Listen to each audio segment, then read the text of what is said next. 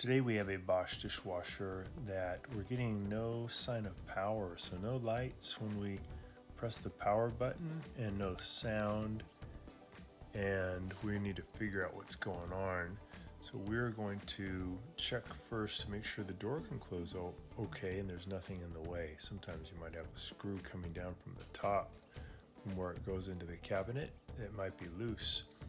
So it doesn't have anything obstructing the door from closing all the way.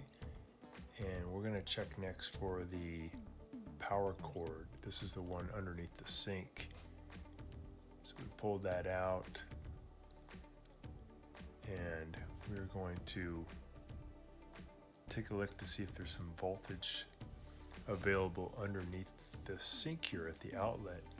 So we're gonna set our voltmeter for AC voltage, and we do want to get around 110, 120 volts at that outlet. So we're putting the two probes into the outlet and we're looking for voltage, and we are looking good. I think we have about 124 volts, which is plenty to make the dishwasher work. So it looks like that outlet's doing good. Plugged it back in, still not getting any response. So we're going to go to the next thing.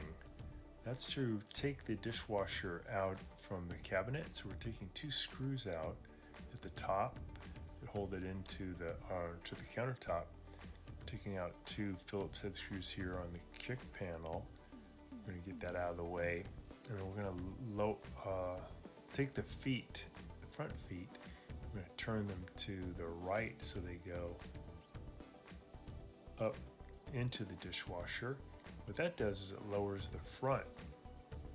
I took the screws out that hold in the top part, and now we're loosening or lowering the front of the dishwasher. And then this is turning to the left, is causing the back of the dishwasher to drop. So make sure we get all the screws out there.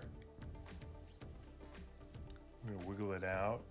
We want to get the dishwasher all the way out because we want to get behind it. As I'm pulling it out though, I'm looking to make sure that I have enough of the fill valve line and also enough drain tube to get it out. So you want to check now and then to make sure that there's nothing tight, but that those drain tube and fill line are giving you, and the power cord are giving you enough room to get the dishwasher out.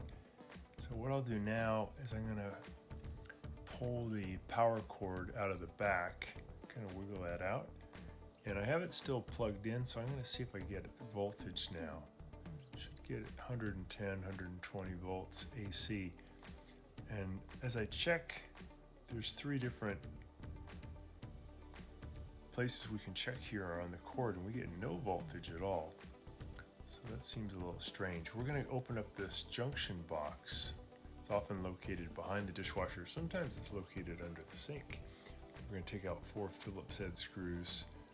And we're going to look for voltage where the black power cord from the outlet comes into the junction box. I'm going to see if we can get 110, 120 volts. We check here, we're getting 0, so no voltage at all. So that's a little strange because we just checked at the outlet and we certainly had voltage under the sink. So my suspicion is the black power cord that goes from the outlet to this junction box is having some kind of a problem, because we do have it plugged in, but we're not showing any voltage at all.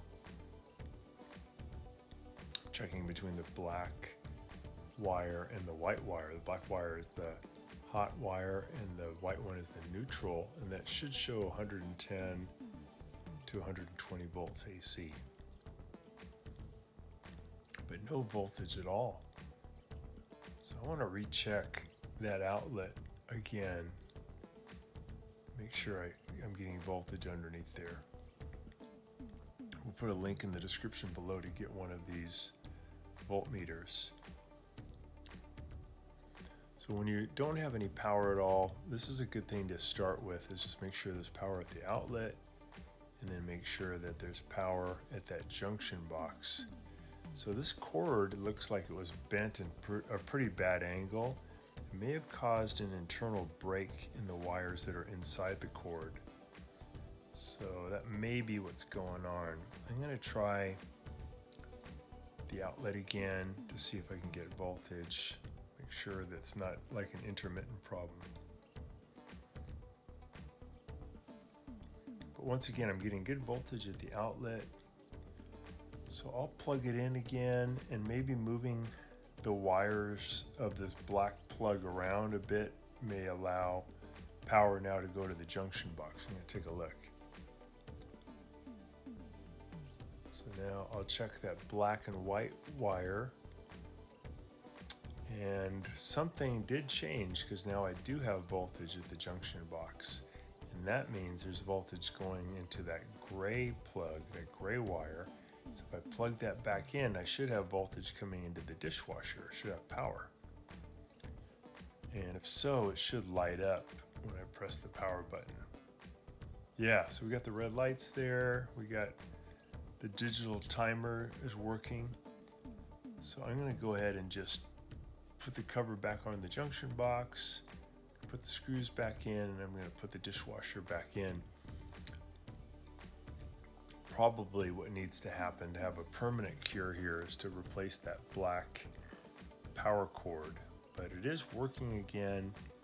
So I'm just going to get this dishwasher back into position, and then maybe I'll come at it a different day and replace that black power line.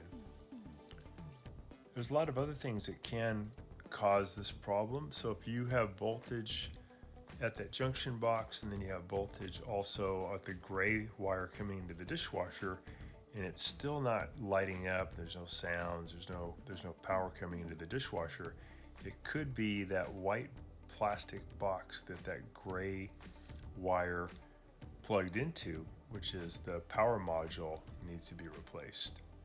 Kind of expensive, so I hope you can do this first to make sure that it's not a problem with the outlet or a problem with the cord itself, which is true in this case. So I'm just raising up the back of the dishwasher. Now I'm raising up the front by turning these feet to the left. And what that does is it pushes the feet down, and that pushes the front of the dishwasher up into the top of the cabinet. Just using a flathead screwdriver to do that. This is a good trick too. I'm pushing up with my right hand on the top of the dishwasher, and then just using my finger to turn these to the left so that I can get a nice tight fit at the top. And then I'll use the screwdriver to give me a little bit more leverage. And you do want to be a little careful not to go too far up with the front of the dishwasher, because sometimes the top of the door can hit the countertop. In this case, it's moving really good. So I put the screws in there at the top to hold in the top securely. Now I'm just going to run a cycle, make sure everything's working. So now I'll put in the kick plate. It has those two Phillips head screws.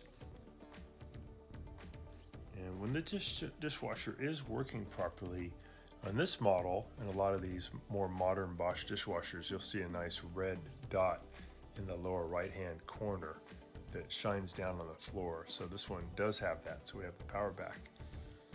And I'm going to reset it. The way you reset these dishwashers is you press the start button for about 4 seconds, anything over 3 seconds, and then you'll see the display change to 001.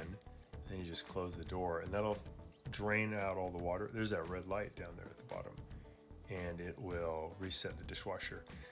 So here's a couple maintenance things. You can open up the filter, make sure it's clean, make sure there's water down at the bottom. About half a cup of water would be great. Pulled out the lower spray arm, making sure that there's nothing caught in the little openings. Turn the nut here at the bottom and take off the top spray arm, make sure it's nice and clean. Yeah, so these dishwashers are weird. You got to make sure there's water underneath the filter, about a quarter to half a cup for this dishwasher to work. So we got it working.